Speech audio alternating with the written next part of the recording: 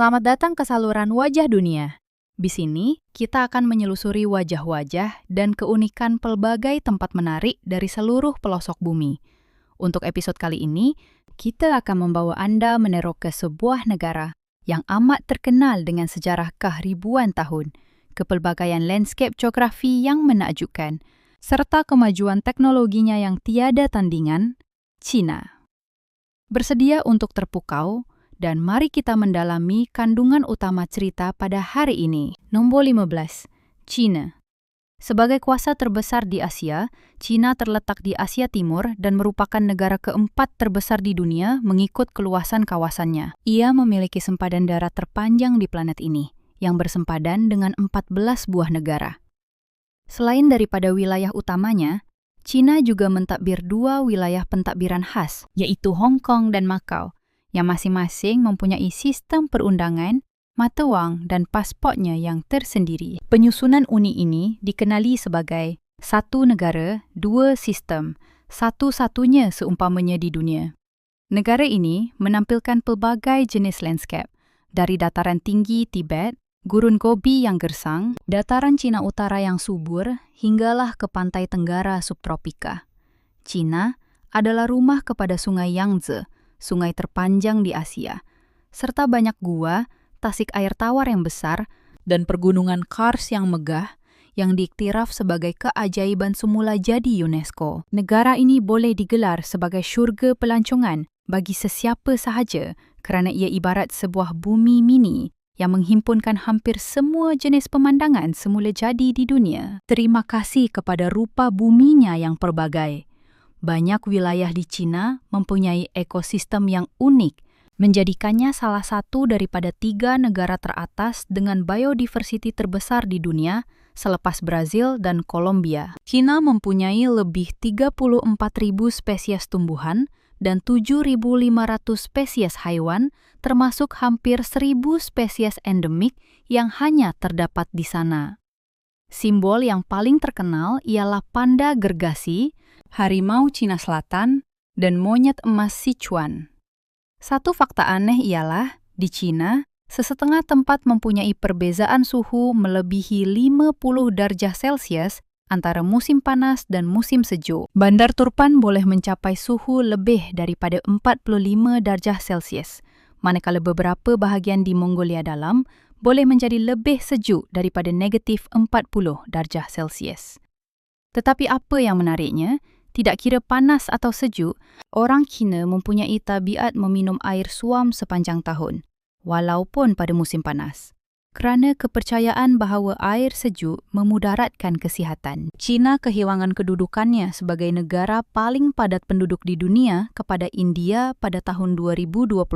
Namun, dengan lebih daripada 1.4 bilion penduduk, ia kekal sebagai negara kedua paling berpenduduk di bumi.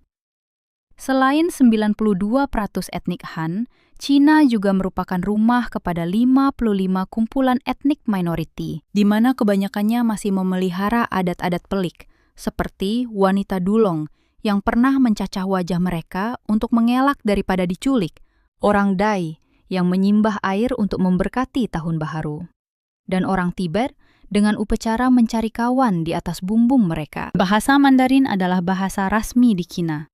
Ia adalah bahasa yang paling banyak dituturkan di seluruh dunia dengan lebih daripada 1 bilion penutur. Walau bagaimanapun, tidak ramai yang tahu bahawa selain bahasa Mandarin, China adalah syurga bahasa dengan lebih daripada 130 bahasa dan lokhat yang lain. Di sesetengah kawasan yang hanya dipisahkan oleh sebatang sungai, orang di seberang yang berlawanan bahkan tidak dapat memahami satu sama lain. Itulah sebabnya rancangan televisyen dan filem Cina sentiasa mempunyai sari kata bahasa Cina di bahagian bawah. Ini membantu semua orang memahami kandungan tersebut walaupun mereka bercakap dalam lokhat yang berbeza. Titik yang paling unik ialah China adalah satu-satunya negara di dunia yang masih menggunakan aksara Cina sebagai sistem penulisan utamanya. Sesetengah aksara mempunyai begitu banyak coretan sehinggakan orang Cina sendiri tidak dapat mengingati bagaimana untuk menulisnya, menjadikannya salah satu bahasa yang paling sukar untuk dipelajari di planet ini. Nombor 14. orang Cina malah mencipta kertas tandas. Ketika negara-negara barat masih memakai kulit haiwan, menggunakan jamong sebagai cahaya dan membersihkan diri mereka dengan jerami atau batang kayu, di timur, Cina purba secara diam-diam telah mencipta 4 ciptaan yang mengubah sejarah manusia. Dunia menggelarnya sebagai 4 ciptaan agung, termasuk kompas, serbuk letupan, kertas, dan teknologi percetakan. Serbuk letupan muncul pada abad ke-9, berpunca daripada eksperimen yang tidak disengajakan oleh pakar alkimia Taois yang cuba mencari ubat kehidupan abadi. Mereka mencampurkan arang, sulfur, dan kalium nitrat. Lalu, mendapati campuran itu boleh meletup. Pada mulanya, serbuk letupan hanya digunakan untuk membuat bunga api, bagi tujuan upacara keramaian. Kemudian, ia diaplikasikan dalam ketenteraan, tetapi dalam skala yang terhad di dalam Cina. Hanya selepas ia tersebar ke dunia Islam dan Eropah, barulah serbuk letupan benar-benar menjadi satu peristiwa bersejarah yang menandakan perubahan mendalam dalam dunia peperangan dan kuasa sesebuah negara. Kompas pula dicipta berdasarkan pemerhatian semula jadi apabila masyarakat Cina purba menyedari bahawa batu lot sentiasa menunjuk ke satu arah. Pada awalnya, ia digunakan oleh tukang tilik nasib untuk memeriksa Feng Shui dengan meletakkan sudu bermagnet di atas pinggan untuk mencari arah. Hanya pada abad ke-11, semasa dinasti Song Utara, orang Cina telah menambah baik peranti itu menjadi jarum magnetik yang bebas berputar dan pertama kali mengaplikasikannya dalam pelayaran. Terima kasih kepada perkara ini, Cina dapat memperluaskan perdagangan maritim ke Asia Tenggara, Lautan Hindi, dan juga Afrika Timur. Apabila kompas diperkenalkan ke Eropah, ia dengan pantas menjadi salah satu alat asas yang membuka jalan kepada penjelajahan geografi dan era penjajahan. Sementara itu, kertas dan teknologi percetakan mempunyai kesan langsung terhadap penyebaran pengetahuan. Sebelum adanya kertas, orang Cina menulis di atas kepingan bulu, sutra, atau kayu yang berat dan mahal harganya. Sehinggalah pada tahun 105 Masehi, Cai Lun, seorang sida-sida dari dinasti Han, membuat kertas pertama dengan mengisar kulit pokok, jaring ikan lama, dan kain buruk. Hasilnya adalah ringan, mudah dihasilkan, dan berkos rendah. Lantas dengan pantas menggantikan bahan tradisional dalam pentakbiran, surat menyurat, dan bidang keilmuan. Lebih 700 tahun kemudian, percetakan blok kayu muncul, yang membolehkan penduaan teks yang lebih pantas. Menjelang abad ke-11, Cina seterusnya mencipta percetakan type cerai, satu kejayaan besar yang hanya dapat dicapai oleh Eropah beberapa abad kemudian. Semasa Eropah masih menyalin Bible menggunakan tulisan tangan, ribuan buku telah pun dicetak di Cina untuk kegunaan peperiksaan awam, pendidikan, dan penyebaran idea. Selain daripada 4 ciptaan terkenal ini, Cina purba telah meninggalkan satu sumbangan yang kurang dikenali, tetapi mengejutkan kepada ramai orang moden, yaitu kertas tandas. Rekod dari abad ke-6 menunjukkan cendekiawan tidak menggunakan kertas yang mempunyai tulisan untuk tujuan pembersihan, yang menunjukkan bahawa kertas tandas sudah menjadi barangan yang biasa digunakan ketika itu. Menjelang dinasti Yuan pada abad ke-14, kertas tandas malah dihasilkan secara besar-besaran untuk kegunaan di istana diraja. Sementara itu, di Eropah, berabad-abad kemudian, orang ramai masih menggunakan rumput kering, cangkerang, kain perca, atau batang kayu untuk kebersihan diri. Ciptaan manakah yang Anda rasa paling penting? Sila komen pendapat Anda di bawah. Nombor 13. Wanita Cina yang cantik, yakin, dan bebas. Wanita Cina telah sekian lama dipuji sebagai model tipikal kecantikan tradisional Timur. Kebanyakan mereka memiliki kulit yang cerah, wajah yang halus dengan ciri-ciri yang harmoni, sepasang mata hitam yang bersinar, bibir kecil yang menawan, serta aura yang lembut namun pintar. Walau bagaimanapun, menyebut tentang kecantikan Cina tanpa menyertakan wilayah Xinjiang adalah tidak lengkap. Wilayah ini dikenali sebagai tempat lahirnya kejelitaan di negara yang didiami lebih bilion orang ini, dengan gadis-gadis yang mempunyai rupa paras campuran barat yang unik, kulit yang cerah dan kemerah-merahan, mata yang dalam, hidung yang mancung, wajah bersudut, dan aura misteri yang mempesona. Gabungan ini mewujudkan peta kecantikan wanita Cina yang pelbagai dan mengawan. Perbezaan ini menjadikan kecantikan wanita Xinjiang lebih menarik dan sukar dilupakan daripada sebelumnya. Jika Anda ingin tahu tentang kehidupan, budaya, dan kecantikan gadis-gadis di sana, tinggalkan angka 1 di ruangan komen. Kami akan terus berkongsi banyak perkara menarik tentang tanah yang dikenali sebagai syurga kecantikan Cina ini. Kini, mari kita beralih kepada kepribadian wanita Cina secara umumnya. Sebahagian besar wanita Cina adalah lembut, halus, mengambil berat terhadap orang lain, dan sangat mementingkan keluarga. Tetapi di bandar-bandar besar, semakin ramai wanita muda yang menjadi lebih kuat, berdikari, aktif menyuarakan pendapat, dan tidak takut untuk mencabar diri mereka sendiri. Mereka biasanya mahir dalam bidang komunikasi dan sentiasa menyeimbangkan sifat kelembutan dengan ketegasan. Ini menjadikan wanita Cina mudah didekati dan dalam masa yang sama mempunyai nilai misterinya yang tersendiri. Dalam bab percintaan dan janji temu, wanita Cina masih mengekalkan ciri-ciri berhati-hati dan lembut yang tipikal bagi rantau Asia Timur. Mereka menghargai kesopanan, sikap bertimbang rasa, dan menjaga air muka untuk kedua-dua belah pihak.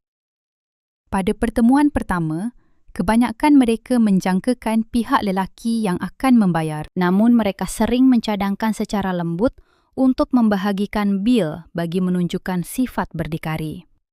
Hadiah yang mereka hargai selalunya kecil tetapi penuh bermakna, seperti buku yang bagus, makanan buatan sendiri, atau cenderamata yang mempunyai erti. Dengan rentak kehidupan moden, mencari pasangan melalui aplikasi janji temu telah menjadi popular di bandar-bandar besar seperti Shanghai dan Beijing. Platform seperti Tantan, Momo, dan Baihe menarik berjuta-juta wanita muda, kebanyakannya berumur antara 20 hingga 35 tahun. Apabila menggunakan aplikasi sebegini, wanita Cina cenderung untuk bersikap berhati-hati dengan mengutamakan keseriusan, tahap pendidikan, dan rasa hormat daripada pihak satu lagi. Tingkah laku yang kekok atau tergesa-gesa selalunya tidak dipandang baik. Ramai yang melihat penggunaan aplikasi bukan sekadar untuk mencari cinta, tetapi juga sebagai cara untuk mengembangkan rangkaian sosial, mencari kawan baharu, dan bertukar-tukar budaya. Walaupun masyarakat Cina kini semakin terbuka, ramai wanita muda masih menghadapi tekanan untuk berkahwin sebelum berumur 30 tahun. Mereka yang memilih untuk kekal bujang atau berkahwin lewat sering dipanggil Sengno yang bermaksud wanita sisa. Terutama sekali pada musim perayaan, ramai wanita muda terpaksa menghadapi pelbagai soalan mengenai perkahwinan daripada pihak ibu bapa dan saudara mara. Walau bagaimanapun, semakin ramai wanita dengan yakin memilih kehidupan berdikari, mengutamakan pembangunan diri dan kerjaya, dengan melihat perkahwinan sebagai satu pilihan semata-mata dan bukanlah suatu kewajipan. Generasi wanita bujang ini secara beransur-ansur mula menjadi simbol kebebasan dan sifat berdikari baharu bagi kehidupan wanita moden Cina. Nombor 12. Mengahwini seseorang yang telah meninggal dunia. Di beberapa perkampungan terpencil di dataran tinggi Tibet, pernah wujud satu adat memilih suami yang agak mendahului zamannya. Daripada memilih suami berdasarkan piawaian keluarga atau kata hati, gadis-gadis sebaliknya akan merasai sendiri realiti tersebut. Mereka akan tidur dengan beberapa orang lelaki di kampung tersebut. Ada yang memilih hanya 2 atau 3 orang lelaki, tetapi ada kes di mana mereka mencuba berpuluh-puluh lelaki. Selepas setiap sesi, gadis itu akan menyimpan barang kecil seperti gelang tangan, selendang, atau barang pribadi sebagai sejenis memori untuk dipertimbangkan kemudian. Setelah mencuba secukupnya, dia akan memilih lelaki yang dirasakannya paling sihat, mempunyai kesuburan yang terbaik, dan berjaya membuatnya berasa paling selamat. Pada masa perubatan masih belum begitu berkembang, ini merupakan cara yang sangat praktikal untuk menguji tahap kesihatan sebelum berkahwin. Beberapa dokumen purba malah menyatakan bahawa kaedah ini sangat membantu mengurangkan risiko penyakit keturunan di dalam sesebuah klan. Di barat daya Cina, Kumpulan etnik Mosuo sangat terkenal dengan model keluarga matriarki mereka. Wanita Mosuo mempunyai hak yang mutlak untuk memilih kekasih mereka, menentukan hala tuju hubungan, dan tidak terikat langsung dengan sebarang kewajiban undang-undang.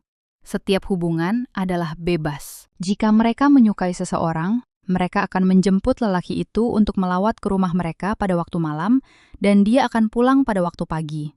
Kedua-duanya tidak tinggal bersama, tidak berkahwin, dan tidak berkongsi tanggung jawab dalam urusan membesarkan anak. Anak-anak akan dibesarkan di rumah ibu mereka, membesar dengan dijaga oleh nenek, ibu saudara, dan bapa saudara. Lelaki pula kebanyakannya tinggal bersama keluarga sebelah ibu mereka dan menjaga anak-anak saudara mereka lebih daripada anak mereka sendiri. Dalam masyarakat Mosuo, cinta dan perkahwinan adalah konsep yang dipisahkan sama sekali.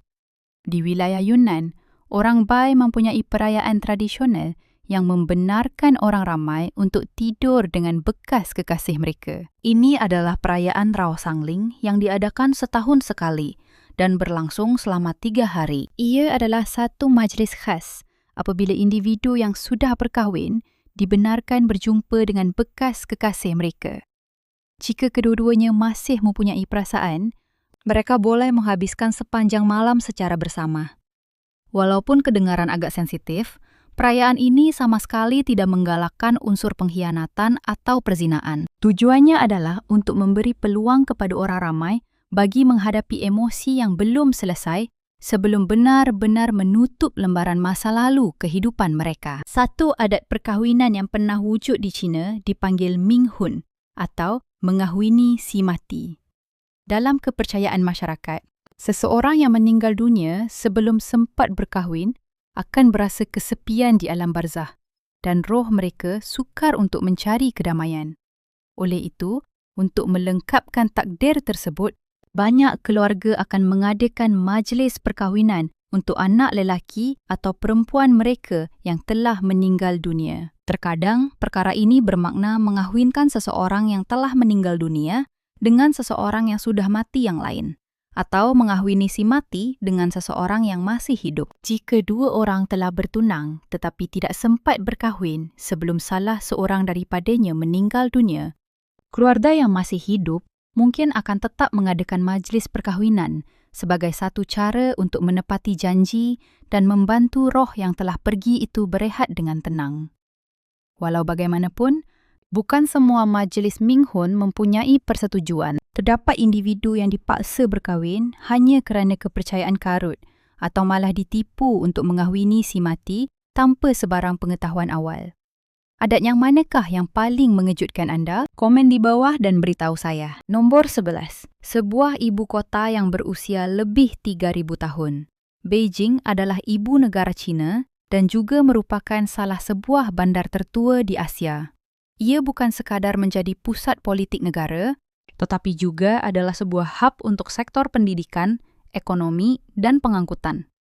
Dengan lebih daripada 21 juta penduduk, Beijing bukan sahaja penting bagi China, malah mempunyai pengaruh yang signifikan di seluruh dunia. Bandar ini mempunyai sejarah lebih daripada 3,000 tahun dan telah berfungsi sebagai ibu kota untuk banyak dinasti yang terkenal seperti dinasti Yuan, Ming, dan Qing. Oleh itu, apabila melawat Beijing pada hari ini, seseorang masih boleh dengan mudah menemui bangunan-bangunan yang memaparkan tanda kukuh dari era feudal. Contoh yang utama ialah Kota Larangan, Forbidden City, istana diraja terbesar di dunia yang masih wujud. Tapak ini kini menjadi sebuah museum bersejarah yang menarik kehadiran berjuta-juta pelancong pada setiap tahun. Berdekatan dengannya ialah dataran Tiananmen, istana musim panas, tembok besar, kuil syurga, dan banyak tapak lain yang diiktiraf oleh UNESCO sebagai warisan kebudayaan dunia. Selain daripada keindahan purbanya, Beijing turut memukau dunia dengan kemodenan dan skala pembangunannya yang begitu luar biasa.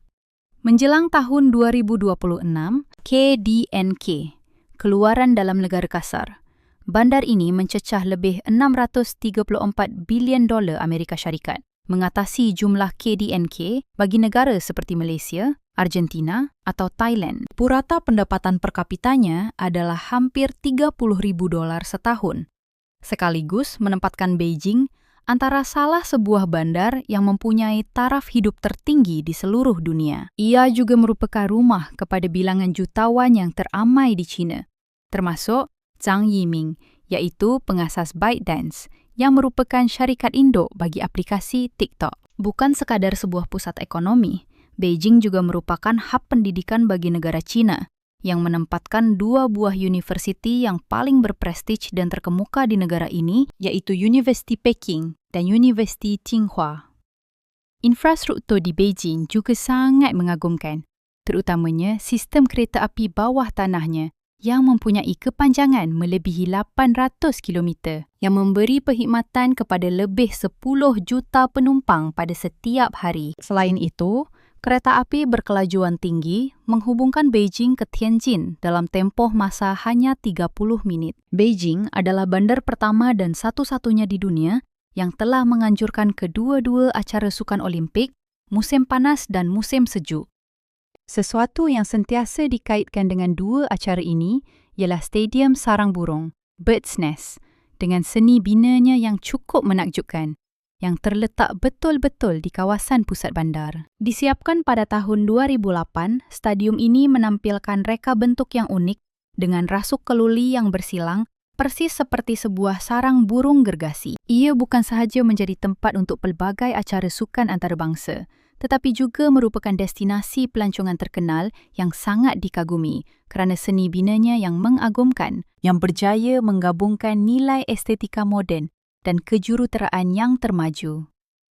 Selain faktor-faktor ini, Beijing mempunyai satu ekosistem budaya yang unik, dengan opera Peking sebagai seni persembahan tradisional yang amat tipikal. Opera Peking amat populer dalam persembahan mahkamah Istana Diraja pada zaman masa lalu. Bentuk seni ini menggabungkan seni nyanyian, tarian, lakonan, dan seni mempertahankan diri, yang menampilkan gaya persembahan yang berbeza serta penggunaan kostum yang berwarna-warni. Hari ini, opera Peking masih dipersembahkan di teater-teater yang utama bagi menyajikan para pencinta seni dan membantu memelihara warisan budaya yang telah wujud sejak ratusan tahun di dalam kehidupan masyarakat Cina. Nombor 10. Bandar yang tidak pernah tidur. Di Beijing, waktu malam bukanlah masa untuk berehat, tetapi merupakan satu permulaan bagi corak kehidupan yang cukup berbeza. Ia menjadi lebih meriah, lebih sesak, dan terpisah sepenuhnya daripada suasana pada waktu siang. Selepas jam 10.00 malam, kawasan-kawasan seperti Hohai dan Dongzhimen mula mengalu-alukan kedatangan orang ramai yang datang untuk makan, berseronok, bersiar-siar, atau berkumpul bersama rakan-rakan. Di bahu-bahu jalan, jalanan makanan menjadi sangat padat. Bar, ruang santai, dan kedai-kedai yang dibuka sepanjang malam beransur-ansur bertukar menjadi hub sosial untuk penduduk bandar selepas seharian memerah keringat bekerja. Di banyak jalanan, suasananya malah menjadi lebih sibuk berbanding sewaktu-waktu puncak. Apa yang menjadikan kehidupan malam di Beijing sungguh istimewa ialah aktiviti-aktiviti ini bukan sahaja wujud, malah ia diatur sebagai gaya hidup budaya yang tersendiri dengan pelbagai bentuk yang hanya muncul selepas hari mula menjadi gelap. Tanggung wayang paling sibuk antara jam 11.00 malam hinggalah ke 1.00 pagi, dengan rangkaian teater film seperti CGV dan Wanda, sering menayangkan tayangan yang lewat malam pada setiap hari. Bar-bar karaoke di daerah Chaoyang dan Dongcheng pula selalunya penuh ditempah sehingga pukul 3 atau 4.00 pagi, terutamanya pada waktu hujung minggu. Di taman-taman awam yang besar seperti Taman Rakyat dan Kuil Syurga, berpuluh-puluh kumpulan tarian dataran berlatih sehinggalah kelewat malam, lantas menarik perhatian para peserta maupun para penonton. Beberapa pasar malam seperti Panjiayuan bukan sekedar menjadi tempat untuk berjual beli, tetapi merupakan sebuah lokasi di mana para pengumpul lukisan, barangan antik, dan seni untuk berkumpul, untuk bertukar-tukar pandangan, dan berbincang sehinggalah ke waktu subuh. Nadi kehidupan malam Beijing tetap berpusat pada kulinari makanannya, dengan deretan jalan di mana restoran-restoran hanya mula sibuk diusahakan selepas waktu tengah malam. Di Ghost Street, Jalan Hantu, beratus-ratus tempat makan kekal dibuka sehinggalah ke jam 3 atau 4.00 pagi, yang menghidangkan masakan periuk panas, hotpot yang pedas, sate panggang, pauhu busuk, mie sejuk, dan bubur larut malam dengan perisa, persembahan, serta gaya perkhidmatan yang menepati cita rasa si burung hantu malam. Kumpulan anak muda sering menghabiskan masa menjamu selera selepas sesi berkaraoke, kunjungan ke bar, atau selepas selesai menonton wayang larut malam, yang mewujudkan satu rantaian penggunaan berterusan sepanjang malam. Sejak dari tahun 2021, banyak trak makanan mula muncul di sekitar ruangan taman dan dataran yang menawarkan hidangan jalanan yang mudah, seperti roti bakar, susu soya, dan ubi keledek panggang bagi kemudahan mereka yang bersiar-siar pada waktu lewat malam. Menariknya, kehidupan malam di Beijing bukan sahaja dikhususkan untuk golongan muda semata-mata. Ramai kelompok masyarakat yang lain turut-turut serta. Warga emas sering berkumpul di taman-taman sehingga kelewat malam untuk saling berbual dan menari. Ramai juga keluarga yang membawa anak-anak mereka berjalan-jalan pada lewat malam di musim panas bagi melepaskan diri daripada cuaca kepanasan siang. Beberapa kumpulan cosplay atau kumpulan persembahan jalanan juga gemar menganjurkan aktiviti malam mereka di jalan-jalan pejalan kaki. Tetapi sekiranya Anda benar-benar ingin meneroka sisi kehidupan malam Beijing yang sebenar dengan lebih mendalam, Anda pastinya tidak boleh melepaskan Jalan Selatan Sanlitun. Di sini, Anda boleh menemui bar-bar yang tersembunyi, deretan bar yang tersorok kemas di sebalik pintu-pintu besi, di ruangan bilik bawah tanah, atau disorok di belakang kedai kopi tanpa diletakkan sebarang papan tanda, yang hanya mula dibuka sekitar jam 1.00 pagi untuk dimasuki oleh pelanggan. Kebanyakan tempat sebegini menghendaki kriteria pelanggan tetap atau sebuah kata laluan khusus, dan aktiviti mengambil gambar atau merakam video pula hampir tidak dibenarkan langsung sama sekali. Setiap bar ini mempunyai peraturannya yang tersendiri, bermula dari soal hidangan, minuman dan pemilihan muzik, hinggalah ke gaya komunikasi. Terdapat tempat yang tidak mempunyai senarai menu, sebaliknya hanya menghidangkan satu jenis koktail sahaja pada setiap malam, ataupun mencampurkan minuman secara rawak untuk diberikan kepada para tetamu. Ada pula yang bertindak menampilkan pelbagai tema muzik rawak yang berbeza-beza pada setiap malam, tanpa diberikan sebarang notis awal. Adakah anda mahu mengetahui maklumat dengan lebih lanjut mengenai pelbagai bar tersembunyi yang menarik, mahupun tempat lepak malam yang cukup popular di kota Beijing? Jika ya, komen angka 10. Dan kami akan segera mendedahkannya kepada anda. Nombor 9. Pengemis menggunakan kod QR untuk meminta wang di China. Di China, kaedah pembayaran secara wang tunai hampir lenyap daripada sistem kehidupan seharian. Dari kawasan bandar hinggalah ke ruangan kawasan luar bandar, orang ramai sudah tidak lagi menggunakan wang tunai atau pemakaian kad kredit. Sebahagian besar urus niaga, bermula daripada bab makan dan aktiviti membeli belah, kepada aspek tempahan pengangkutan, perkhidmatan e-panggilan, kesemuanya dilakukan dengan hanya mengimbas kod QR yang terpapar di skrin telefon anda melalui medium platform seperti Alipay atau WeChat Pay. Malah, para pengemis di tepi jalan juga kini menggantung kod QR pada dada mereka, ataupun meletakkan papan tanda berhampiran dengan mereka bagi menerima sumbangan pemberian wang. Bagi ramai pihak pelawat warga asing, situasi ini bukan sahaja satu bentuk kejutan budaya yang memeranjatkan, tetapi dalam masa yang sama menjadi satu halangan yang sangat nyata. Dompet fizikal mahupun kad kredit pengeluaran antarabangsa anda seolah-olah menjadi sesuatu peranti yang tidak lagi berguna. Anda sememangnya harus membiasakan diri dengan penggunaan aplikasi pembayaran tempatan ini, atau jika tidak, ia akan menjadi sesuatu yang sangat menyukarkan, hanya sekedar untuk membeli sebotol air mineral pada hari yang bercuaca panas. Di beberapa buah tempat yang di tahap yang lebih moden pula, anda bahkan sudah tidak lagi perlu membawa sebarang kelengkapan fizikal selain daripada wajah anda sendiri. Teknologi pengecaman muka mula digunakan secara meluas bagi proses pembayaran di pusat beli belah, premis restoran dan juga mesin layan diri. Sebaik sahaja sistem kamera tersebut berjaya mengesahkan identiti anda selaku pemegang utama akaun, cas bil yang dikenakan akan terus dipotong secara automatik daripada baki wang tanpa memerlukan sebarang tindakan manual yang lain.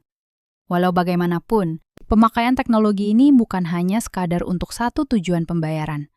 Malah, ia juga menjadi sebahagian daripada satu sistem pengawasan awam yang terbesar di dunia. Negara China dilaporkan memiliki lebih daripada 500 juta unit kamera keselamatan, dan bandar-bandar besar seperti Shenzhen serta Chongqing turut dianggap sebagai antara kawasan yang sedang dipantau dengan liputan paling ketat di atas muka bumi. Sistem litar ini turut menyepadukan pemakaian teknologi kecerdasan buatan, AI, bagi menjejaki serta mengecam raut wajah, menjejaki tingkah laku perbuatan, mengesan pelbagai bentuk pelanggaran undang-undang jalan lalu lintas, perbuatan pembuangan sampah yang tidak teratur, atau mengenal pasti corak pergerakan kelompok pencuri. Bagi segelintir rakyat Cina, ia berfungsi sebagai satu instrumen penting bagi memastikan tahap keamanan keselamatan dan memudahkan sistem pengurusan bandar awam yang begitu berkesan. Namun, bagi kebanyakan pemerhati dari warga asing,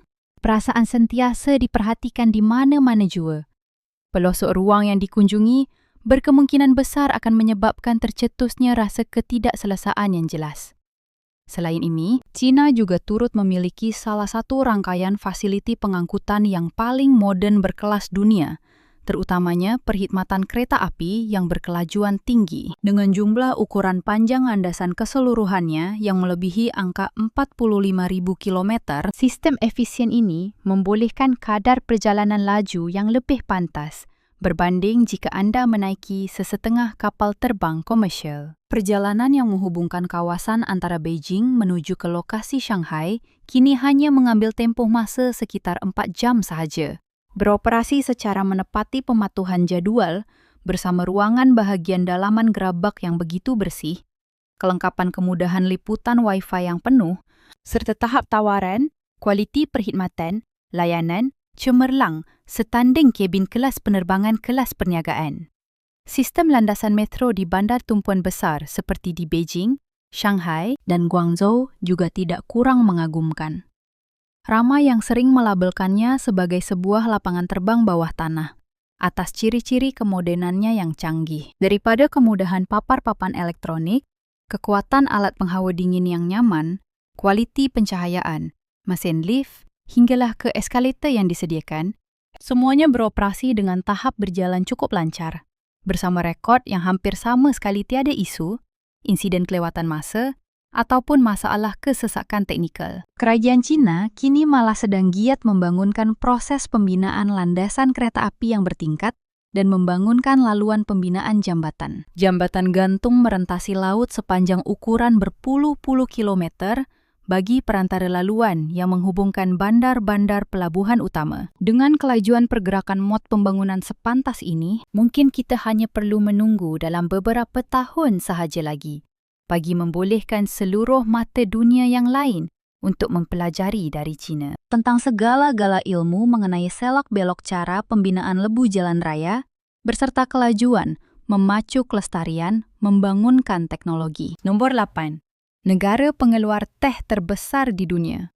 China adalah tempat kelahiran budaya tradisi meminum teh dan juga terkenal sebagai kuasa perintis dunia dalam jumlah pengeluaran komersial teh. Dengan mendominasi pengeluaran yang lebih daripada purata 40% hasil pengeluaran global, China bukan sahaja berterusan mendahului penguasaan dari segi kiraan metrik volum, malah ia juga dikenali sebagai pengeksport jenama teh terbesar di seluruh ruangan planet ini yang menjana hasil pendapatan berbilion angka mata wang dolar AS pada setiap genap tahun hanya daripada jualan putik-putik daun-daun berharga kecil ini. Pada rekod-rekod data menjelang tahun 2026 sahaja, kepesatan industri penuaian teh telah berjaya menyumbang kira-kira keuntungan sebanyak 320 bilion yuan kepada penjanaan aliran ekonomi dalaman negara. Angka jualan yang bersamaan nilai perolehan lebih daripada 40 bilion angka AS, selain memberikan peluang ruang pekerjaan tetap kepada jutaan rakyat majoriti penduduk golongan di luar pinggir bandar. Terdapat wilayah-wilayah pertanian penanaman teh yang bertindak seperti hub utama kawasan ibu kota daun teh buat negara ini.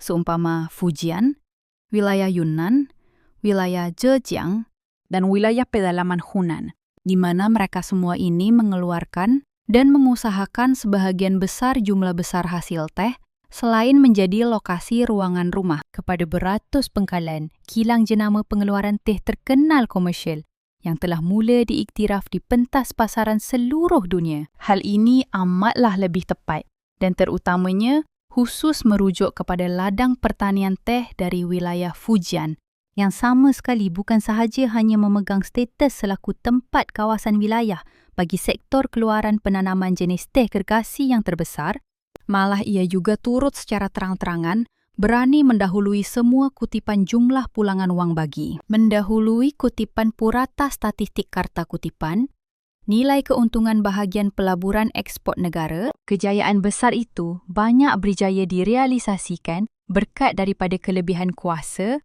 daya tarikan dan penangan kualiti jualan teh-teh ulung grade premium yang teramat lazat mereka. Jadi, persoalannya di sini, apakah segala elemen rahsia yang telah menjadikan nama Cina berdiri utuh selaku sang raja di dalam empayar arena persaingan perniagaan, pemasaran, industri pembuatan minuman teh secara skala global? Jawapan rasminya, ini pasti sahaja banyak bersandar serta bergantung erat pada anugerah berkat, kelebihan keadaan, kesesuaian faktor iklim, corak cuaca semula jadinya yang cukup unik. Banyak bahagian ruangan muka bumi di pedalaman tanah wilayah pedalaman negara Cina selalunya mempunyai rekod iklim hawa cuaca yang kekal dengan ciri taburan suhu yang lembap, kekuatan hawa purata bacaan, kesejukan, suhu awam yang amat bersederhana sejuk, serta sentiasa tekal dipenuhi limpahan kembalut lapisan kabus putih tebal yang tidak pernah jemu terus-terusan. Menyelubungi kawasan banjaran daratan.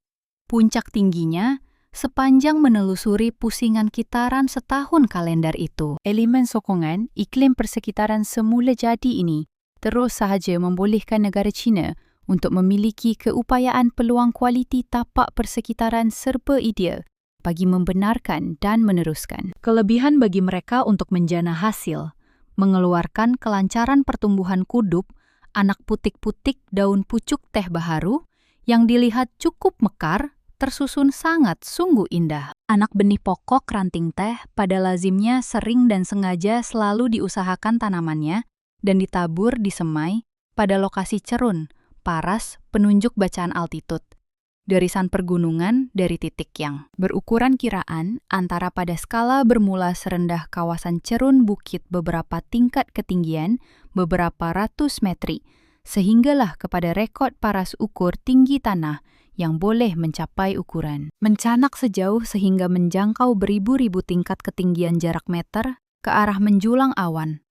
Atas paras bacaan, keluasan aras di garis titik penanda aras kedalaman penanda mula dasar di permukaan kawasan ukuran atas, tahap bacaan paras laut yang sebenar. Setiap perbezaan rekod pada saiz tingkat angka tahap faktor, titik variasi, bacaan, ketinggian altitude tersebut, dan segenap butir komposisi bahan, zat, struktur elemen, kualiti, taburan, profil setiap jenis. Zat galian unsur di kawasan corak keadaan sifat tanah itu akan saling berkait rapat. Lalu, akhirnya kemudiannya, membantu menyumbang di dalam menjana kesan langsung untuk menghidupkan dan menghasilkan. Profil sentuhan, kualiti, pelbagai perisa, jenis rasa, serta bauan. Ciri daun yang pasti amat ketara, terserlah keunikannya dan sentiasa jelas. Mempunyai pelbagai kelainan, perbezaan, variasi rasa yang cukup. Nyata sekali, ketara berbeza.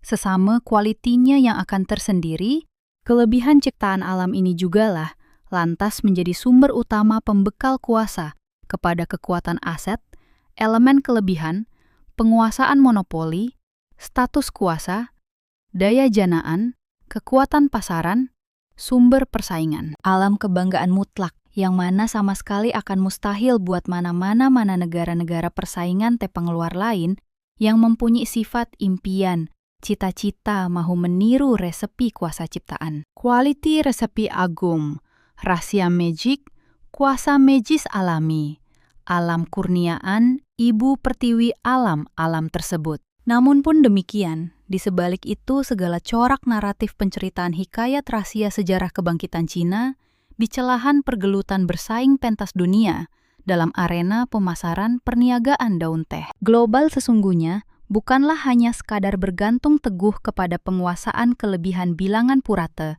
ukuran, margin, volume, angka keluaran, size, quantity, pengeluaran berskala, size, mega, ataupun di atas. Bersandarkan hanya semata-mata pada satu aspek penganugerahan rahmat, tuah, kuasa magis dari Ibu Pertiwi.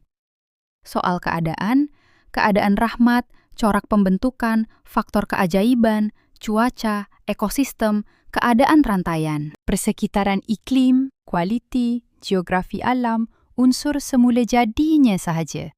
Namun sebaliknya, ia tetap banyak mendapat sokongan, manfaat dan sumber kelebihan yang bersandar daripada keistimewaan, hasil limpahan kekayaan, jumlah kepelbagaian nilai campuran dan adunan variasi dari beribu jumlah rantaian genetik spesies dan beraneka ragam bentuk dan jenis pecahan spesies, corak keturunan dari pokok teh miliknya ini. Hakikat inilah yang membolehkan ia secara nyata dan juga lalu bertindak sebagai satu peranan sumber kekuatan, kelebihan daya penarikan dan senjata serampang mata persaingan yang bersifat lebih. Menyerang-serang secara arah langsung terhadap negara persaingan pengekspor dagangan, negara pengeluar industri hasil tanaman daun teh-teh antarabangsa, setara serantau lain, semisal seperti contoh senarai negara di India, rakan di kepulauan jiran Sri Lanka, ataupun persaingan yang datang dari jauh di sempadan negara jiran benua rantau Afrika, dari rantau negara Kenya. China menawarkan pilihan himpunan pelbagai aneka rantaian senarai tawaran, pelbagai jenis produk, rupa corak, warna-warna dan rupa bentuk teh, bermula daripada rantaian warna hasil daun kilang pilihan. Daun jenis dari teh hijau tulen aslinya yang terkenal, pilihan pesona. Daun jenis teh yang bersari kehitaman teh. Daun warna legap, teh, warna corak hitam tulen. Sejati dan tidak pula juga lupa pada jenis corak kumpulan, jenama, rangkaian, jenama, rupa, spesies bakat teh, jenama, warna, keluarga, pakar, keturunan, dari jenis rangkaian keluarga, perisa, jenis teh nama, variasi keluaran bakal kelompok olong. Olong teh olong, jenama olongnya, sehinggalah ke semua barisan menu tawarannya ini, ia malah turut berupaya untuk menjejaki, ke arah membawa kepada pembaharuan penciptaan, pelbagai jenis kelompok kumpulan, kepada golongan, senarai, hasil rantaian, jenama, produk teh buatan yang menjalani kaedah proses sistem resepi, kaedah melalui jalan operasi, cara dari penghasilan hasil proses yang telah ditapai, dengan proses penapaian. Semisal seperti yang banyak digunakan dan dipraktikkan dengan secara meluas pemakaian kaedah, tata cara, amalan, resepi itu di dalam cara penghasilan produk dari jenama terkenal teh jenama Puer buatannya. Puer, selain daripada nilai dan harganya yang hanya dinilai semata-mata di taraf sekadar, diletakkan di taraf kedudukan untuk hanya diletakkan di pamer untuk kekal berfungsi, untuk sekadar duduk berdiam, hanya pada status sebagai sejenis set barangan-barangan bentuk, sekadar satu objek, sebutan rantaian, kumpulan, sebaris, produk pilihan kepada pilihan corak barang guna pemakaian harian oleh kalangan kumpulan barang kegunaan sasaran. Orang produk untuk keperluan belian pihak pengguna harian biasa sahaja. Ternyata memang hakikat pada zahirnya dan secara benarnya telah memang terbukti benar. Ramai pengumpul peminat himpunan kalangan para pemerhati, para pelanggan, pasaran dan pasaran luar juga telah banyak bersetuju dan banyak sepakat. Sama-sama sentiasa menganggap sebahagian jenis rangkaian nama senarai, koleksi teh-teh eksklusif yang ini pada nilai kedudukan taraf yang jauh lebih mulia, lebih terhormat, serta taraf kedudukan, status, darjatnya pula berada jauh ke tahap pada tempat tangga nilaian rujukan, martabat pada nilaian sebuah kelompok barang taraf. Barang, objek taraf sejenis aset pelaburan peribadi komersial bernilai taraf amat tinggi, bernilai mewah pelaburan premium. Buatannya yang bernilai begitu bermutu, mahal nilai harganya, di mana malahan akan ada senarai wujud kewujudan, rantaian bukti, rakaman kisah cerita legenda jualan, di mana akan beberapa rekod lelongan jualan-jualan dari jenama keluaran siri peninggalan resepi. Teh jenama teh kepingan purba klasik.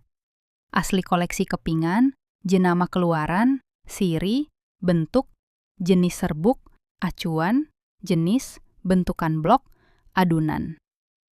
Kepingan acuan dari blok purba asal.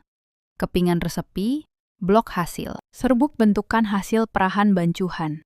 Jenis dari keluaran variasi koleksi, jenis hasil resepi asli. Serbuk. Kepingan kek hasil adunan kepingan, pour cakes purba. Teh. Nama keluarga dari variasi teh, puer. Puer purba. Yang mana dalam beberapa kejadian ada kalanya kepingan acuan blok itu dilaporkan malahan, yang mana pada pernah sejarah jualan lelong pasaran antara bangsanya, ia malahan berupaya telah pernah berjaya, dengan secara rekod, jayanya berjaya. Berjaya dibida, ditukar, diletak di lelong, ditukar nilainya ditukar, dijual. Lalu telah berjaya pula. Pernah dilelong, dibeli dengan dibayar bayaran berjumlah, tawaran diletakkan dijual dengan angka, rekod nilaian, kadar diletakkan sehingga mencatatkan angka rekod, paras pacaan, nilainya, harga dengan diletakkan nilai, dibayar dengan ditukar pada nilai angka, nilaian catatan, berjaya, dibayar, dibeli, dibida, dijual, direkodkan, berjumlah. Sehingga pernah memecahkan paras nilaian. Nilai, mampu dijual secara direkod, dilelong, dibayar, ditukar mencecah angka rekod paras diletak pada bayaran.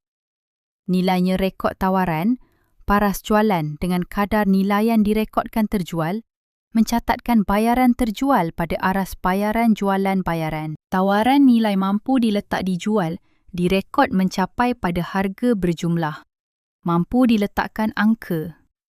Nilai dijual mencapai, diletakkan bayaran. Diletak pada, direkod.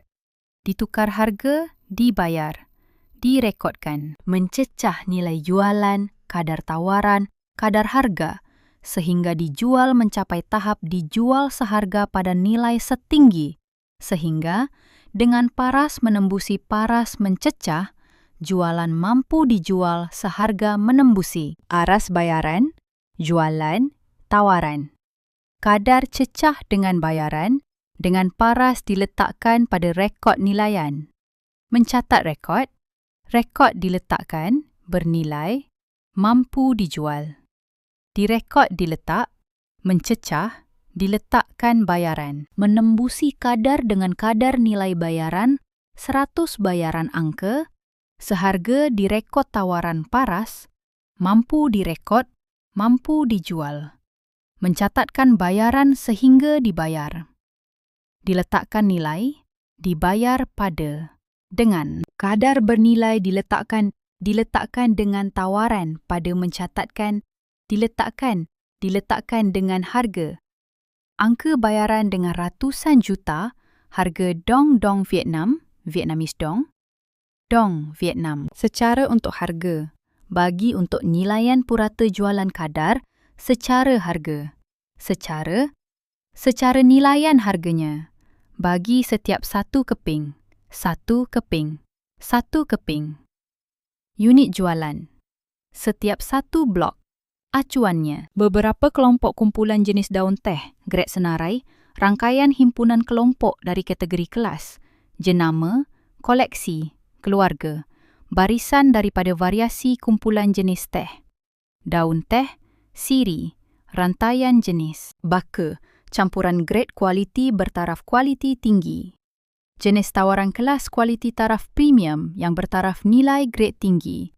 Status kelas tahap atasan, malahan bukan tidak pernah.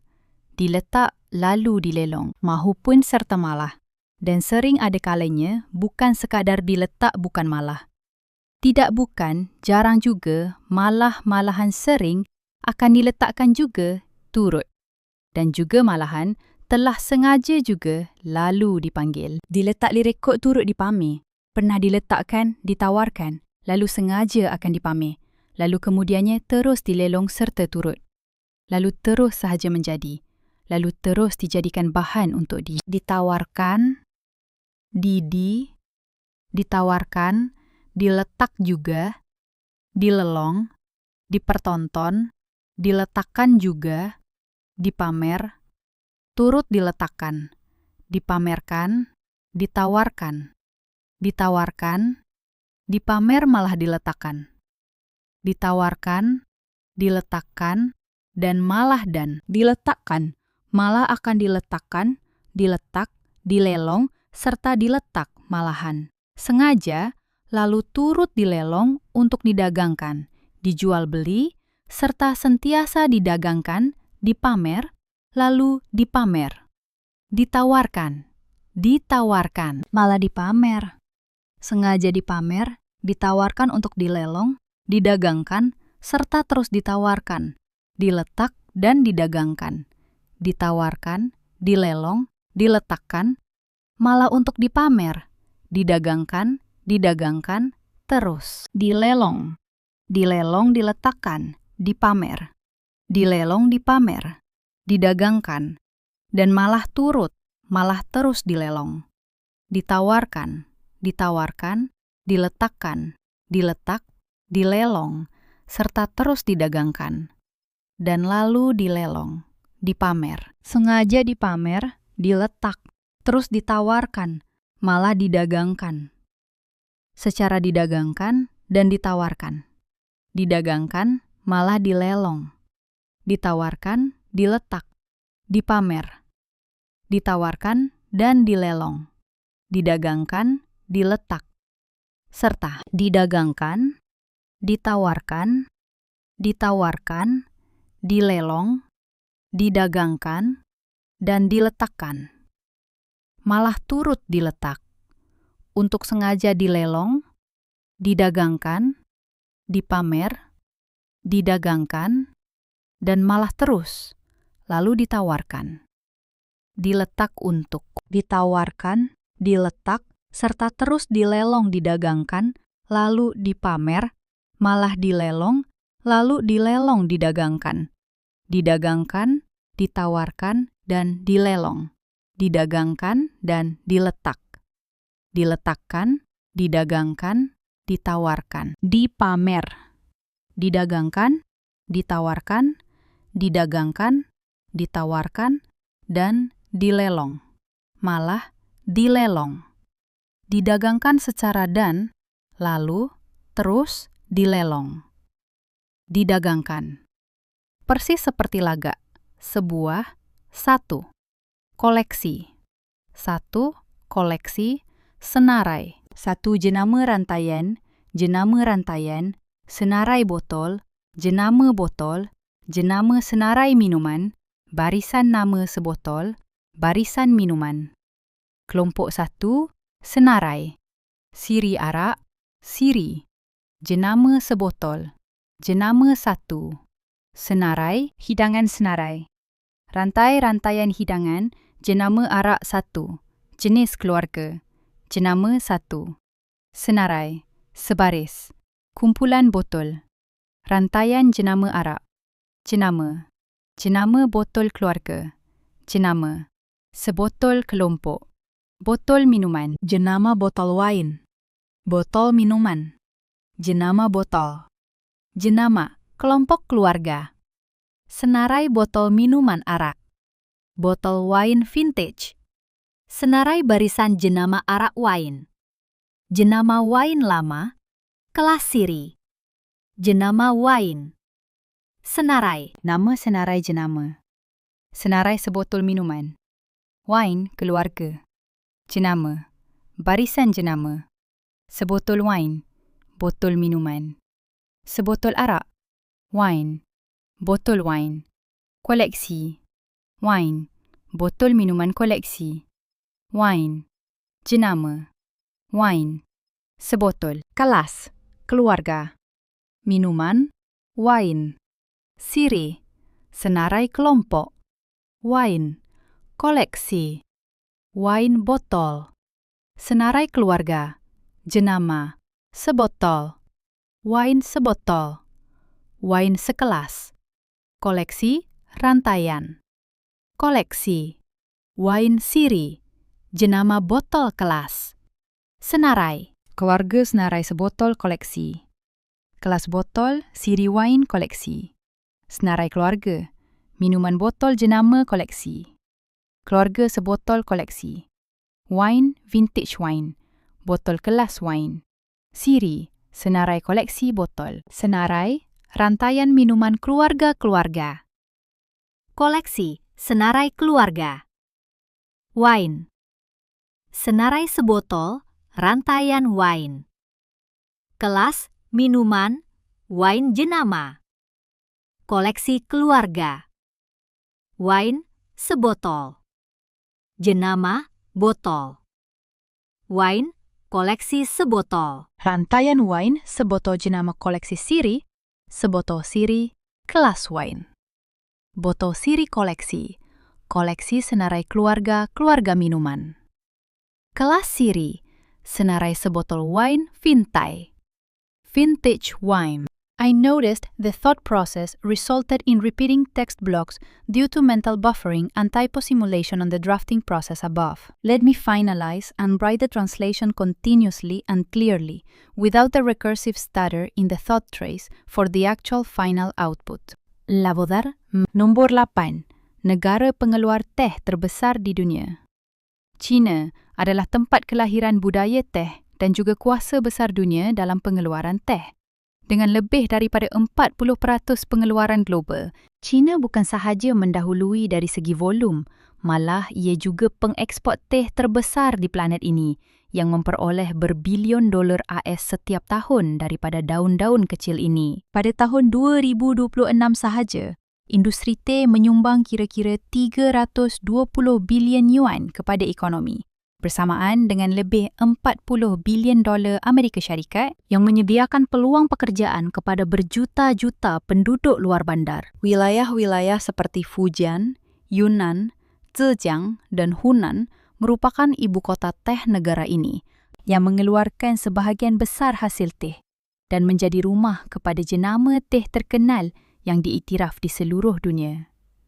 Terutamanya Fujian, yang bukan sahaja wilayah penanaman teh terbesar, malah turut mendahului dalam nilai ekspor berkat kepada teh oolong premiumnya. Jadi, apakah yang menjadikan China sebagai raja dalam industri teh global? Jawapannya terletak pada keadaan semula jadinya yang unik.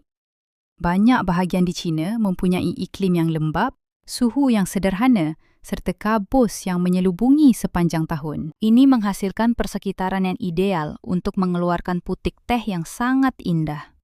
Pokok teh sering ditanam pada altitud antara beberapa ratus hingga beribu-ribu meter di atas paras laut. Setiap ketinggian dan jenis tanah menghasilkan ciri yang berbeza. Dan perbezaan inilah yang menjadi kelebihan daya saing yang tidak boleh ditiru oleh mana-mana negara lain. Namun kebangkitan China di persada dunia dalam arena teh bukanlah sekadar tentang volume atau keadaan semula jadi, tetapi juga tentang kepelbagaian jenisnya. Ini juga merupakan kelebihan daya saing secara langsung terhadap negara pengekspor teh lain seperti India, Sri Lanka, atau Kenya. China menawarkan pelbagai jenis teh, dari teh hijau, teh hitam, teh oolong, sehinggalah ke teh yang ditapai seperti pu'er. Selain daripada sekadar produk pengguna, banyak teh dianggap sebagai aset pelaburan, dengan beberapa kek teh pu'er purba yang dijual dengan harga ratusan juta dong Vietnam setiap satu. Beberapa teh premium malah dilelong dan didagangkan. persis Wayne vintage. Semakin lama ia disimpan, semakin tinggi nilainya. Peh malah pernah menjadi lambang kuasa dalam sejarah feudal Cina purba. Contoh terkenal ialah teh anak dara. Teh ini dikatakan hanya dipetik oleh gadis-gadis anak dara yang tidak menggunakan tangan mereka. Sebaliknya, memetiknya dengan mulut untuk mengekalkan keaslian dan kesucian. Daun-daun teh itu kemudiannya diletakkan di atas dulang emas untuk mengelakkan sebarang sentuhan menggunakan tangan kosong. Walaupun hari ini tidak ada bukti yang muktamad mengenai cerita ini, ia menunjukkan status istimewa teh dalam masyarakat Cina lama yang bukan sekadar sejenis minuman, tetapi barangan upacara yang melambangkan kesucian dan sering dikaitkan dengan golongan elit. Nomor negara dengan lebih daripada 1,4 bilion penduduk ini ditadbir oleh Parti Komunis Cina, sebuah parti tunggal tanpa pembangkang dan tanpa pilihan raya presiden ala barat. Semua keputusan utama dirancang secara berpusat dan dilaksanakan ke bawah secara menegak hingga ke peringkat tempatan. Pemimpin semasa Cina ialah Xi Jinping, yang secara uniknya memegang ketiga-tiga jawatan paling berkuasa secara serentak, iaitu Setiausaha Agung Parti, Presiden Negara dan Pengerusi Suruhanjaya Ketenteraan Pusat. Pemusat Kuba sahaja menggunakan internet di sini dan anda akan terus memahaminya dengan segera. Kebanyakan platform antarabangsa yang popular seperti Facebook, Instagram, X, Google dan YouTube disekat di China. Kerajaan mahu mengawal aliran maklumat dari luar, menghalang kandungan yang dianggap sensitif secara politik dan melindungi keselamatan siber serta data rakyat daripada syarikat asing. Sebaliknya, orang ramai menggunakan ekosistem digital domestik sepenuhnya. WeChat digunakan untuk pesanan, membeli belah, pembayaran dan menempah temu janji perubatan. Baidu digunakan untuk pencarian sebagai ganti Google. Weibo untuk perkongsian berita sebagai ganti X dan Instagram. Kerajaan juga mengawal segala-galanya di dalam sistem ini. Semua akaun perlu mengesahkan identiti sebenar, yang bermakna setiap kenyataan dikaitkan dengan tanggungjawab peribadi. Satu komen yang sensitif boleh menyebabkan penggantungan akaun, diberi amaran atau dipanggil untuk bercakap dengan pihak berkuasa keselamatan cyber. Ketua pemimpin pendapat, artis dan malah usahawan besar pernah gaib dari media sosial hanya selepas memuat naik satu hantaran yang salah. Walaupun ia kedengaran begitu ketat, sistem ini berjalan dengan agak lancar. Masyarakat Cina kekal stabil. Orang ramai hidup dalam dunia digital mereka sendiri tanpa berita palsu atau konflik dalam talian, di mana mereka masih terus membeli belah, berkomunikasi dan berhibur sepenuhnya. Ramai rakyat Cina malah berasa lebih selesa apabila tidak perlu menyaksikan perdebatan atau konflik politik yang tiada kesudahan seperti di barat. Adakah anda ingin mencuba hidup tanpa Facebook, YouTube atau X? Komen angka 6 jika anda mahu merasainya selama seminggu. Nombor 6. Destinasi pelancongan di China. Pertama, tembok besar. Salah sebuah struktur ketenteraan terbesar di dunia dengan jumlah panjang melebihi 21,000 kilometer, tembok purba ini merupakan barisan pertahanan utama Cina purba yang menghubungkan banyak wilayah dari timur ke barat. Beberapa bahagian yang terkenal seperti Badaling, Mutianyu, dan Qingsanling dibina di sepanjang banjaran gunung yang tinggi, lantas menghasilkan pemandangan megah yang berubah mengikut musim. Pada musim luruh, bukit-bukit di sekeliling akan berubah menjadi merah dan jingga, membuatkan tembok itu kelihatan seakan-akan seekor naga yang berlingkar di tengah-tengah lautan dedaun. Pengunjung mulai berjalan di sepanjang anak tangga batu purba, memanjat menara pengawal untuk menikmati pemandangan pergunungan panorama atau menyertai lawatan malam berpandu yang membantu untuk menggambarkan nilai sejarah dan seni binanya. Seterusnya ialah Istana Potala, simbol rohani dan politik Tibet sejak berabad-abad lamanya. Terletak di Bukit Merah di tengah-tengah kota Lhasa, Potala merupakan kediaman dan tempat bertugas bagi barisan Dalai Lama. Bangunan ini terletak pada ketinggian lebih 3.600 meter di atas paras laut, dengan struktur berlapis yang disepadukan dengan gunung itu, bersama dinding batu yang tebal dan bumbung melengkung yang menjadi ciri seni bina Tibet. pengunjung boleh menaiki ratusan anak tangga batu untuk ke puncak, menikmati pemandangan bendera sembahyang yang berkibar ditiup angin, serta lukisan mural berusia berabad-abad lamanya di sepanjang jalan. Masa terbaik untuk berkunjung adalah pada waktu pagi, apabila matahari memancarkan cahaya yang condong pada dinding merah dan putih istana tersebut, lantas mencipta kesan kilauan yang istimewa. Di dalam pula, ramai yang memilih untuk bermeditasi di kuil atau belajar untuk memutar roda sembahyang bersama para sami tempatan. Akhir sekali, Bandar Lama Lijiang. Lijiang adalah sebuah bandar purba di wilayah Yunnan yang diiktiraf oleh UNESCO sebagai tapak warisan kebudayaan dunia. Kawasan lamanya ini terkenal dengan seni bina kayu tradisional, bumbung jubin kelabu yang dilitupi lumut, serta sistem terusan yang saling berkait seperti sebuah bandar Venice bersaiz mini. Tarikan utama Lijiang ialah ketenangannya dan pesona asalnya yang dipelihara dengan begitu baik merentas pelbagai abad. Pelancong boleh menyewa basikal untuk menerokai lorong-lorong sempit yang diturap dengan batu biru, berhenti untuk menikmati teh bunga kering di kafe kecil bertebing sungai, atau melawat pasar malam untuk mendengarkan persembahan alat muzik purba tradisional Nakji. Pada waktu matahari terbenam, Anda perlu mendaki Bukit Singa, Lion Hill, yang menawarkan pemandangan panorama Bandar Lama yang bergemerlapan di bawah ratusan tanglung merah, membentuk satu gambaran nyata yang jarang-jarang berlaku. Nomor 5. Destinasi pelancongan misteri di China. Bandar Purba Fengdu yang terletak di Chongqing merupakan satu kompleks seni bina rohani terkenal yang dibina semasa dinasti Han. Menurut cerita rakyat, ia melambangkan alam barzah, tempat ke mana roh merantau selepas meninggalkan alam fana. Bandar ini merangkumi banyak struktur, seperti patung-patung syaitan, kuil-kuil yang berilhamkan neraka, dan sebuah jambatan yang dipanggil Jambatan Tiada Jalan Pulang.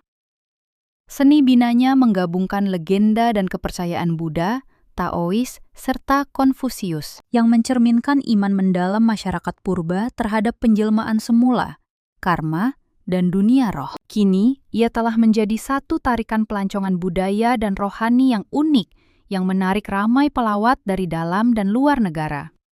Di pergunungan Qinling berhampiran Bandar Xi'an, terdapat struktur berbentuk piramid yang dipercayai merupakan makam purba Maharaja-Maharaja Cina. Kebanyakan piramid ini diperbuat daripada tanah dan batu pada skala besar, tetapi masih belum digali secara meluas. Banyak daripadanya dilitupi dengan tumbuh-tumbuhan semula jadi, menjadikannya mudah disalah anggap sebagai bukit. Ahli arkeologi percaya ini mungkin tempat peristirahatan para maharaja dari dinasti Han atau Qin, termasuk makam-makam yang tidak pernah dibuka sama sekali. Akses dan penyelidikan di kawasan ini kekal terhad disebabkan kebimbangan mengenai soal pemeliharaan serta peraturan arkeologi yang ketat di Cina.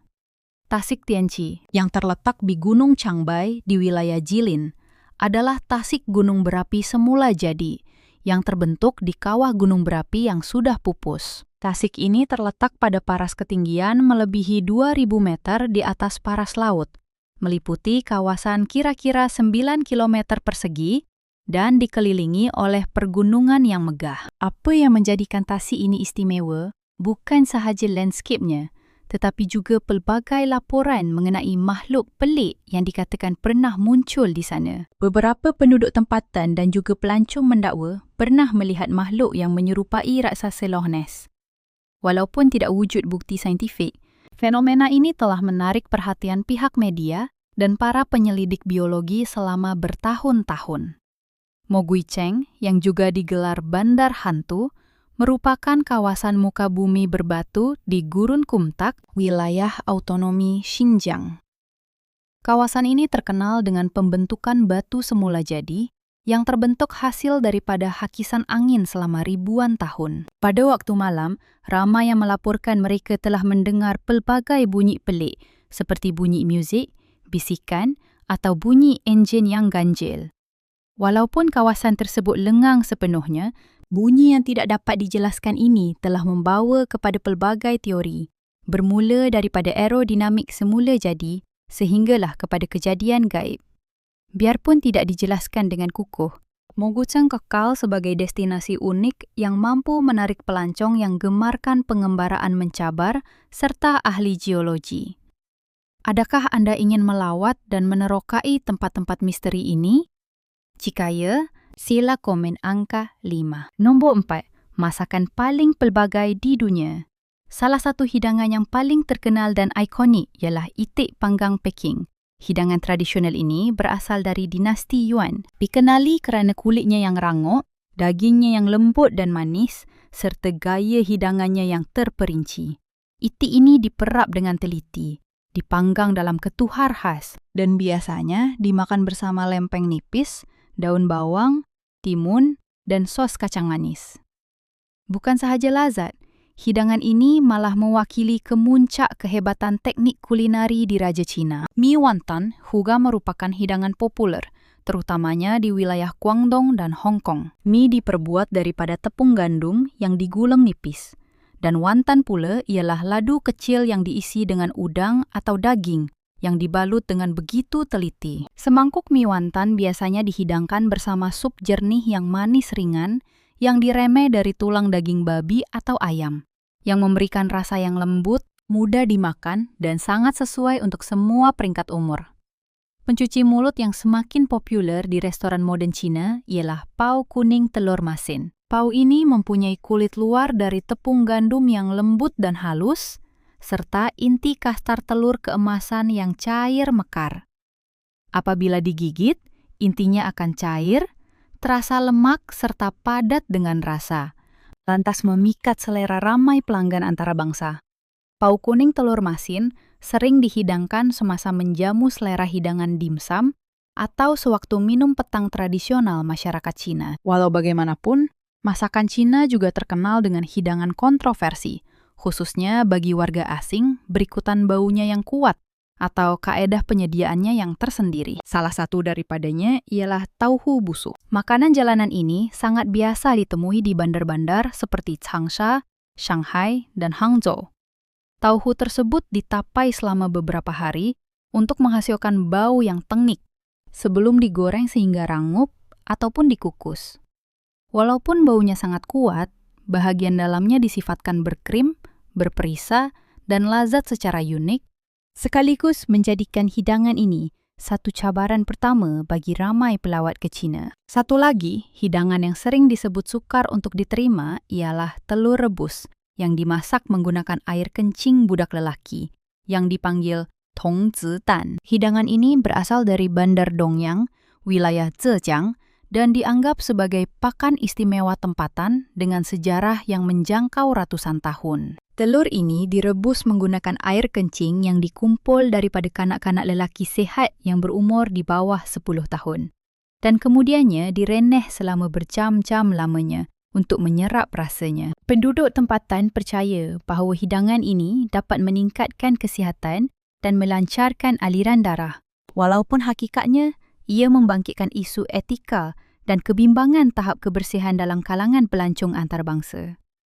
Di samping itu, satu minuman istimewa yang menakutkan. Ramai pendatang baharu ialah arak ular.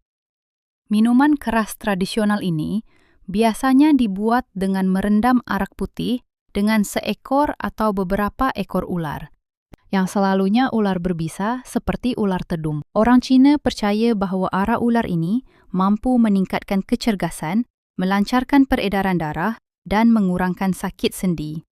Walau bagaimanapun, penggunaan ular sebenar di dalam botol yang kadangkala diiringi dengan awetan keadaan kepala dan mulut ular yang terbuka telah membuatkan ramai pelancong berasa tidak selesa atau ketakutan. Anda berada di pihak yang mana? Jika anda hanya mahu menikmati hidangan lazat, komen angka 4.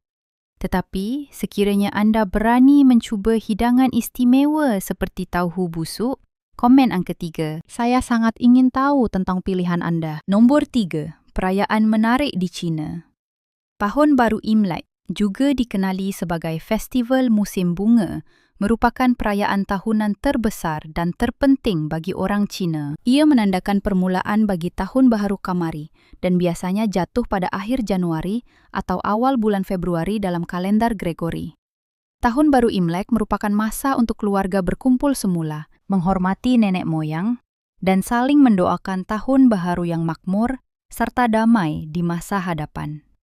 Sebelum perayaan bermula, orang ramai akan membersihkan rumah mereka, membeli barangan baharu, dan menggantung kuplet merah yang melambangkan tuah yang baik. Semasa percutian, tarian singa, bunyi mercun, pemberian sampul merah, dan makan malam pertemuan semula keluarga merupakan satu senario kebiasaan. Ia juga merupakan masa bagi berlakunya detik penghijrahan manusia yang terbesar di dunia, kerana ratusan juta orang melakukan perjalanan untuk pulang ke kampung halaman untuk meraihkannya. Festival Pertengahan Musim Luruh yang disambut pada hari ke-15 dalam bulan lunar ke-8 adalah sebuah perayaan tradisional yang dikaitkan dengan kedudukan bulan purnama dan perhimpunan keluarga. Pada masa ini, orang ramai menikmati kuih bulan, minum teh, dan mengagumi keindahan bulan secara bersama-sama. Kanak-kanak akan membawa tanglung, manakala orang dewasa pula mengambil bahagian dalam pelbagai aktiviti kebudayaan rakyat. Perayaan ini juga merupakan masa untuk menzahirkan ketaatan kepada ibu bapa, mengenang nenek moyang, serta mengirim ucapan murni kepada orang yang tersayang. Banyak wilayah di China mengadakan pesta tanglung berskala besar yang memaparkan tarian naga dan singa serta pelbagai persembahan kesenian rakyat. Pesta tanglung yang juga dikenali sebagai Yuan Xiao diadakan pada hari ke-15 dalam bulan lunar pertama dan ia menandakan tamatnya musim perayaan percutian Tahun Baru Imlek. Pada hari ini, bandar-bandar dan kampung-kampung di seluruh China akan menggantung tanglung yang meriah dan menganjurkan pelbagai aktiviti riadah seperti sesi teka-teki tanglung, tarian naga berapi, dan pelepasan tanglung terbang ke langit. Orang ramai akan berdoa memohon tahun baharu yang selamat, bahagia, serta penuh dengan rezeki yang melimpah ruah. Makanan tradisional untuk majlis ini termasuk bebola beras manis berinti, yang melambangkan kesempurnaan serta perpaduan hubungan keluarga. Pesta Perahu Naga, turut dipanggil Duanwu, berlangsung pada hari ke-5 dalam bulan lunar yang ke-5. Ia merupakan salah satu festival tertua di China yang memperingati Chu Yuan, seorang penyair setia yang terkenal dari zaman era negeri-negeri berperang. Festival ini terkenal dengan dua buah aktiviti utamanya, berlumba perahu naga dan memakan zongzi, bakcang, iaitu sejenis ladu pulut yang dibalut dengan daun buluh serta diisi dengan inti manis atau savuri yang melambangkan satu ingatan dan pengekalan tradisi keluarga. Selain itu, orang ramai akan menggantung daun mugwort dan memakai tangkal untuk menghalau roh-roh jahat serta mendoakan kesejahteraan, kesihatan yang baik sepanjang tahun. Nombor 2. Kos sara hidup di China. Perbelanjaan hidup di China amat berbeza. Banyak bergantung pada pemilihan kawasan dan gaya hidup yang anda pilih. Di bandar besar seperti Beijing atau Shanghai, kos sewa pangsapuri satu bilik tidur biasanya antara $600 hingga $900 sebulan. Sebaliknya, di bandar-bandar yang lebih kecil atau di wilayah yang kurang pesat membangun, Anda boleh menyewa tempat yang serupa dengan harga yang lebih berpatutan, yang bernilai sekitar $150 hingga $350. Ia amat sesuai buat mereka yang mengutamakan penjimatan keuangan ataupun mahu menyelami corak kehidupan budaya tempatan dengan lebih mendalam. Bagi mereka yang suka memasak di rumah, kelakuan membeli bahan makanan di pasar raya atau pasar-pasar tempatan boleh menjimatkan perbelanjaan dengan banyak. Secara purata, perbelanjaan makanan bulanan di rumah adalah antara jumlah $230 hingga $280.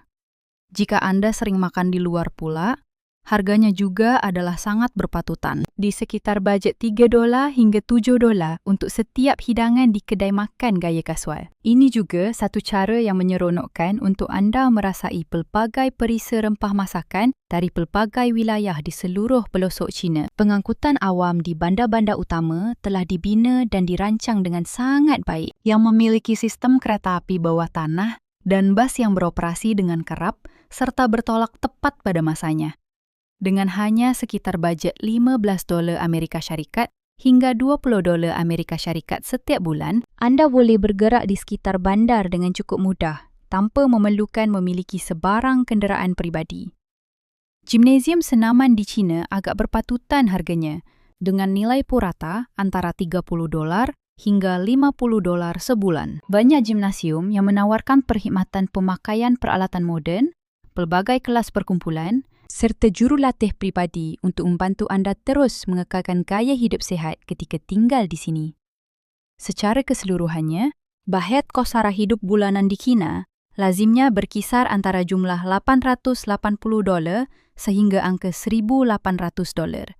Hal ini banyak bergantung kepada kriteria lokasi serta pola tabiat perbelanjaan anda. Belanjawan peruntukan ini membolehkan anda untuk hidup selesa dan menikmati taraf gaya hidup urban yang moden yang diadun sebati dengan ikatan budaya tradisional. Nombor 1. Petua penting melancong ke China. China ialah satu destinasi percutian yang menarik berikutan tawaran lanskapnya yang pelbagai, budaya komunitinya yang kaya, serta susur galur sejarahnya yang sangat panjang. Walau bagaimanapun, bagi menikmati tempoh perjalanan percutian yang lebih lancar dan memuaskan, anda amat perlu mengambil kira beberapa perkara penting sebelum dan semasa anda melancong di negara ini. Kecuali untuk beberapa kes yang istimewa, kebabakan pengembara antarabangsa sangat disyaratkan dan perlu memohon visa sebelum mereka melangkah masuk ke negara China. Proses permohonan visa boleh mengambil masa dalam tempoh beberapa hari hinggalah ke tempoh seminggu. Oleh itu, adalah lebih baik untuk anda menyediakan kesemua dokumen anda dengan lebih teliti, termasuk pemilikan pasport yang sah, gambar saiz pasport, jadual perancangan perjalanan yang perancang, dan sebarang dokumen bukti kedudukan kemampuan keuangan. Selain itu, sentiasa bawa bersama kedua-dua buku pasport asal anda, berserta dengan fail salinannya semasa anda bergerak berjalan-jalan. Di sekitar kerana pihak polis atau pihak pengurusan hotel mungkin meminta anda menunjukkannya bagi tujuan proses menyemak. Seperti yang pernah dinyatakan, pihak negara China mengawal sistem jaringan internet dalam negara dengan sangat tepat. Oleh itu, jika anda mahu menggunakan aplikasi antarabangsa, pasang 1, muat turun aplikasi VPN yang bereputasi baik sebelum anda tiba. Anda juga harus siap memuat turun beberapa aplikasi dalaman penting, seperti aplikasi Tianping untuk memfokus mencari lokasi restoran, Baidu Maps bagi paparan peta carian, dan apa yang paling penting sekali, aplikasi Alipay atau WeChat Pay yang digunakan bagi tujuan transaksi keuangan pembayaran. Aplikasi-aplikasi pembayaran ini kini sudah mula menyokong kemudahan membuat pautan gabungan terus menggunakan kad-kad bank antarabangsa anda, tetapi anda harus menyemak kelulusannya dan mengaktifkannya seawal yang mungkin. Selain itu, bawa lebihan wang tunai secukupnya. Lebih-lebih lagi apabila anda merancang ingin melawat di kawasan luar bandar mahupun berjalan ke ruangan pasar-pasar tradisional. Satu tip yang sangat berguna adalah anda sangat digalakkan untuk menukar wang terlebih dahulu di kaunter lapangan terbang, pihak bank atau dari kaunter-kaunter wakil penukaran mata wang yang dipercayai bagi mengelakkan daripada anda tertipu dan dikenakan kadar pertukaran wang yang tidak jelas. Untuk pengetahuan, bahasa Inggeris tidak dituturkan secara meluas di China, terutamanya jika anda bergerak di luar daripada bandar-bandar utama. Oleh itu, sediakan nota rujukan untuk beberapa barisan frasa asas bahasa Cina.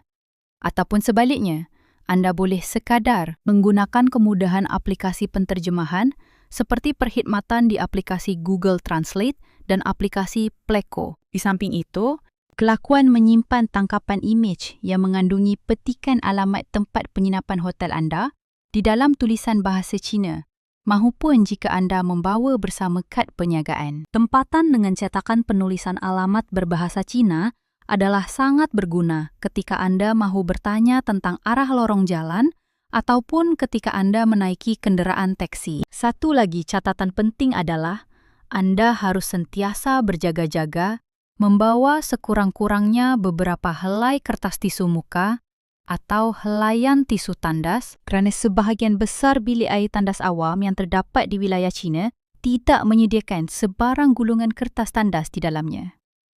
Akhir sekali, walaupun hakikatnya di negara China mempunyai sistem aliran fasiliti pengangkutan yang begitu moden, kelancaran perkhidmatan kereta api yang berkelajuan tinggi berserta sistem gerabak metro yang cukup mudah, anda perlu sedar isi padu ketumpatan kelipat rombongan pelancong tempatan adalah sangat-sangat besar jumlahnya. Kejadian bersesak ini terutamanya akan berlaku pada sekitar semasa waktu musim percutian, seperti perayaan Tahun Baru Imlek atau sewaktu perayaan Hari Kebangsaan diraikan. Rancang detik perkutian perjalanan anda dari awal.